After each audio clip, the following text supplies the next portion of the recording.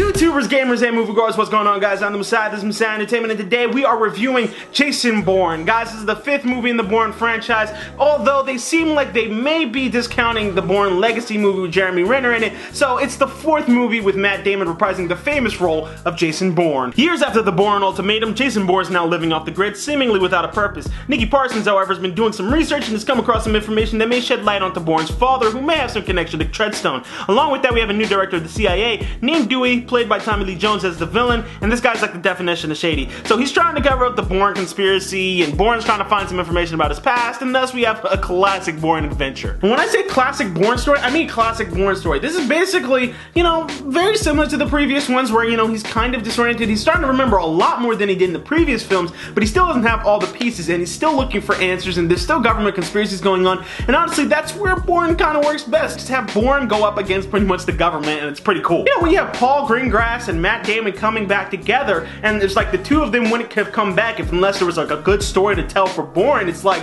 alright, well, you see this movie and it's like, this has to be great, right? And honestly, the story kind of left me feeling a bit lackluster. I mean, it wasn't terrible, it wasn't bad in any sense, but it also wasn't the great, amazing thing that I was hoping that it would be. It honestly just comes off feeling a bit more like an average Bourne film, almost in the same way that Legacy did. There's also this side plot about this CEO of like a social media company that's, I guess, sort of like a Mark Zuckerberg of that world, and he's working with the government officials, and it's sort of shady because, privacy is something that should be respected, but, they want to tap into their stuff. And honestly, I felt like it distracted from the main plot line, and every time we went over there, I was just like, can we get back to Bourne? Can we get back to the people trying to find Bourne? What relevance does this have, except for at the end of the movie, they have the big, chase scene inside the expo that their thing is being showcased at, and honestly, I felt like it was just out of place for a Bourne movie. And that's not the only thing that I felt didn't really fit. There was a few lines of dialogue in the movie that I was just kind of like, I don't know, that doesn't feel like it's really Bourne. It feels more like another Hollywood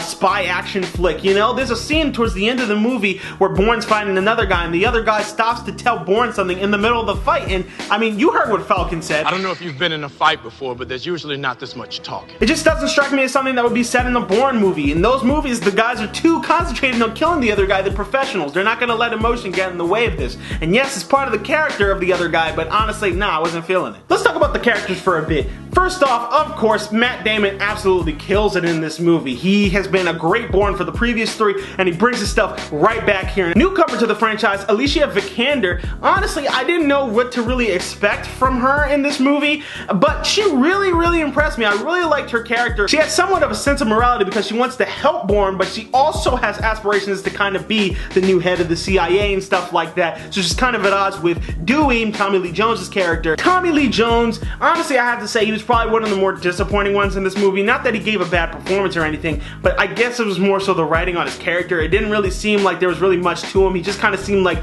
the new corrupt government official for Bourne to hunt down in this movie. So it was a bit of a disappointment, a bit of a letdown. The asset, the guy who plays the other agent that's going after Bourne, honestly, I wasn't really impressed with him. I feel like we've seen better agents, and this one he didn't have that same cool menacing factor that the other agents had. You know what I mean? I never once in this movie really felt like, oh, this guy's gonna be a problem, too much of a problem for Bourne. There's fist fights and stuff that they have together, and Bourne gets knocked around a little bit, but honestly, I never felt like this guy might be better than Bourne, and that was kind of a disappointment, honestly. In the previous films, Bourne was either very injured or, you could see it in the fighting. Bourne had a hard time taking this guy down. Here, I didn't really see that much. Also, the story behind this guy I thought was pretty freaking weak. I mean, they tried to tell you that he was captured and that, he blames Bourne for that because of the leaks that happened, but then they add this other aspect of, he's somehow connected to Bourne's past, which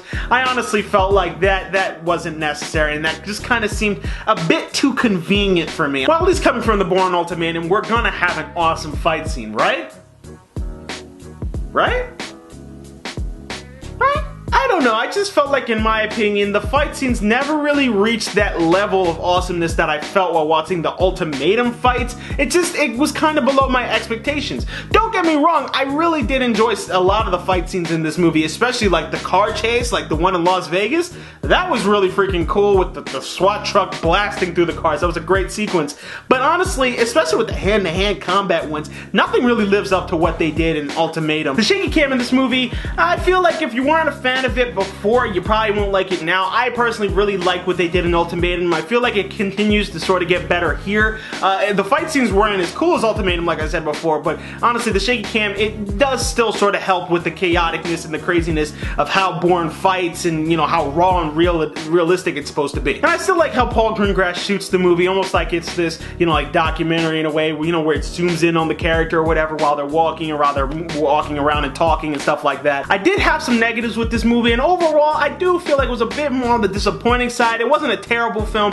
but it also wasn't the great, you know, Jason Bourne follow-up to Ultimatum that I was really hoping for. I don't feel like it really lives up to the previous thing, and I do feel like it's almost the weakest link next to Legacy. Legacy, I think, was just downright the worst one. Though I did really enjoy it. There's a lot of great action in this movie. The story is not terrible, and you'll really love Matt Damon coming back. At the end of the day, I had to give this movie a 7 out of 10. Well done.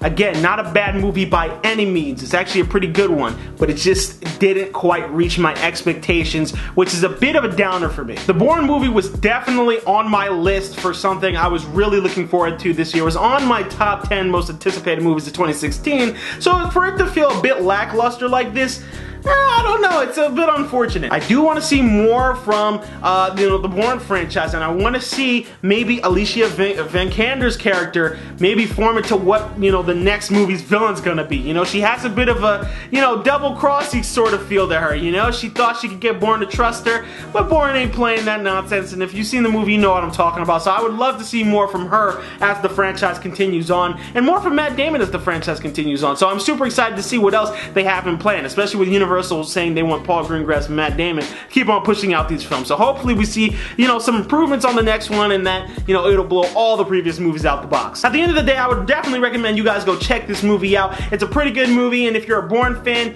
you should be able to get some enjoyment out of this.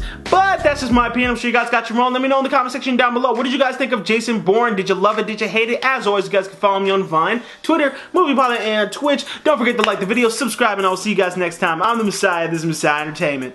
Peace.